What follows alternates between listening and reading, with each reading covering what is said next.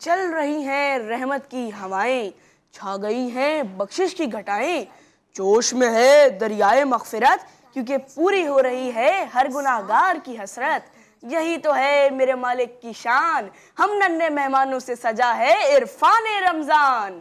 डाल रहे हैं सभी नेकियों में हिस्सा, तो अवैस भाई आज हम सुनेंगे हज़रत मूसा अलैहिस्सलाम का किस्सा।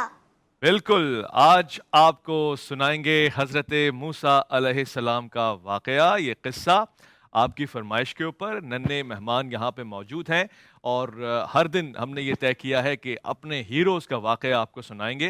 लिहाजा हज़रत मूसा बिन इमरान, आप पे हमारा सलाम हो। हज़रत याकूब अलैहिस्सलाम की नस्ल से हैं। जब यूसुफ़ अलैहिस्सलाम मिस्र में आए तो आपकी फ़तह मुबारक पर आपके भाई, बरादरान, यहाँ तक कि 80 अफराद कबीले के मिस्र तशरीफ़ ले आए।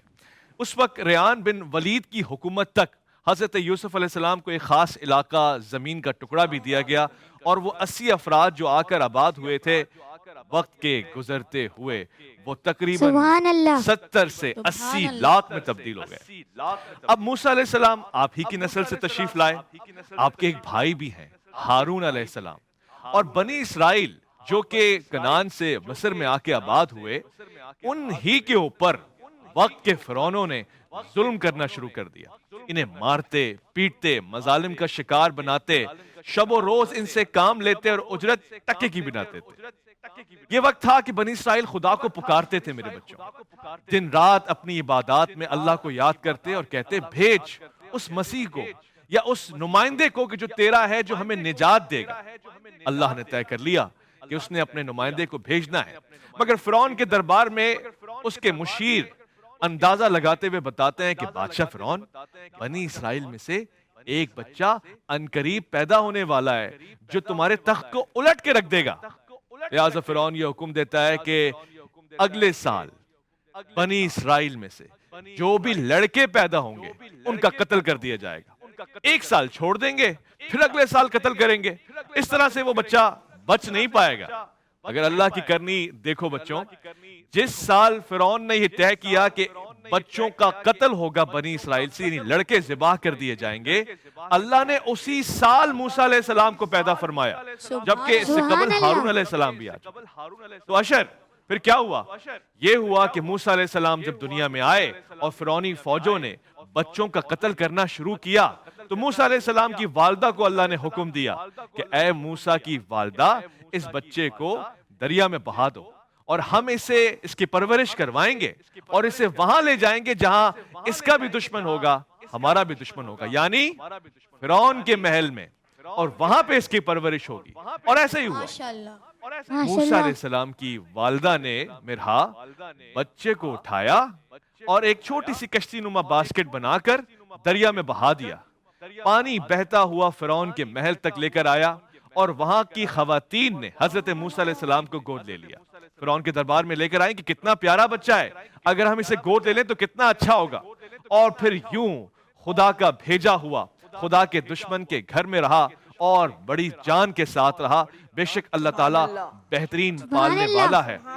और मोहम्मद अब्बास एक और बात जानते हैं कि जब मूसा अलैहिस्सलाम की वालदा ने उनको दरिया में डाला तो उनका दिल बेचैन हो गया। कुरान कहता है कि करीब था कि मूसा की वालदा यह राज सबको बता देती है कि मेरा बच्चा दरिया में गया था, मगर अल्लाह ने दिल में शफकत फरमाई और फरमाया कि उम्मे मूसा परेशान ना हो, बल्कि हम ही तुम्हारे जरिए से तुम्हारे बेटे की परवरिश फरमाएंगे। यूं हुआ कि मूसा की बहन दौड़ दौड़ के महल पहुंची और उन्होंने देखा कि कोई भी औरत मूसा अलैहिस्सलाम को दूध नहीं पिला पा रही, यानी वो कबूल ही नहीं करते।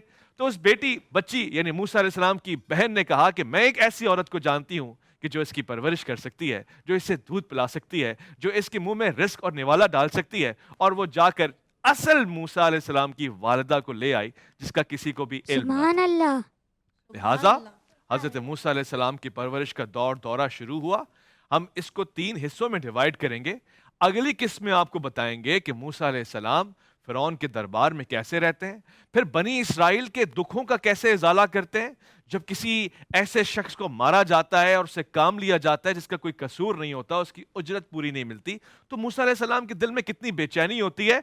और फिर वो वाकया कि जब मूसा अलैहिस्सलाम की जुबान पे लुकनत का असर आया, یعنی آپ کے بچپن میں آپ کو کھجور اور کوئلے دیے گئے تو آپ نے کوئلوں کا انتخاب کر دیا. یہ بھی اللہ کی مرضی اور مشیت تھی. سبحان اور اللہ. یہ اللہ کی ماشاء مرضی اللہ. تھی کہ موسیٰ علیہ السلام اس تنہائی کے عالم میں، راز کے عالم میں نشوونما پائیں اور طاقت اور اختیار میں آ جائیں. مگر آگے کیا ہوا یہ میں آپ کو کل بتاؤں گا. ماشاء اللہ. تو وہاج آپ کو اب تک کا واقعہ سمجھ آیا اور اچھا لگا؟ جی بالکل اویس بھائی. جی بالکل. انشاءاللہ اگلی نشست میں جب ہم بیٹھیں گے موسیٰ علیہ السلام ہی کے حوالے سے میں آپ کو 3 بڑی باتیں بتاؤں گا. یعنی آپ کی پرورش کے بعد، انشاءاللہ.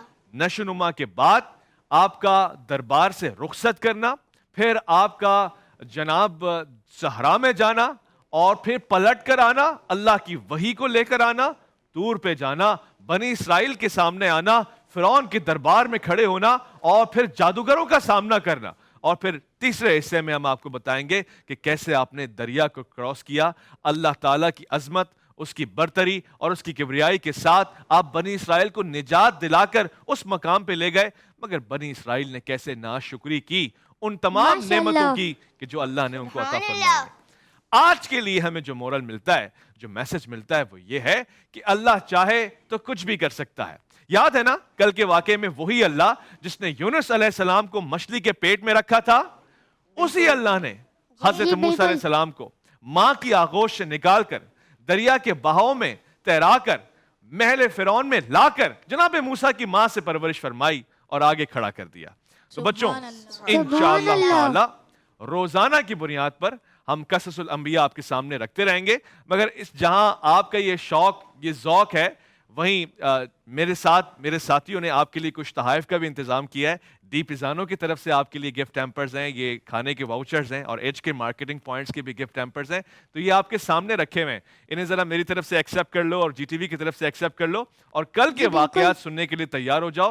کل بھی انشاءاللہ حضرت موسیٰ علیہ السلام کے واقعے کا، قصے کا دوسرا حصہ آپ کے سامنے رکھوں گا. انشاءاللہ. ہم لوٹ کر آئیں گے انشاءاللہ بچوں. ٹرانسمیشن آگے بڑھے گی اور آپ دیکھیں گے کہ شیف گلزار یہاں پر آئیں گے، مزے مزے کے کھانے اور ان کی ریسیپیز آپ کو سنائیں گے. پھر اس کے بعد ہم آئیں گے الف لام میم میں. تب تک کے لیے آپ کو انتظار کرنا ہے عرفان رمضان میں ایک مختصر سا وقفہ. عرفان رمضان، عرفان رمضان، عرفان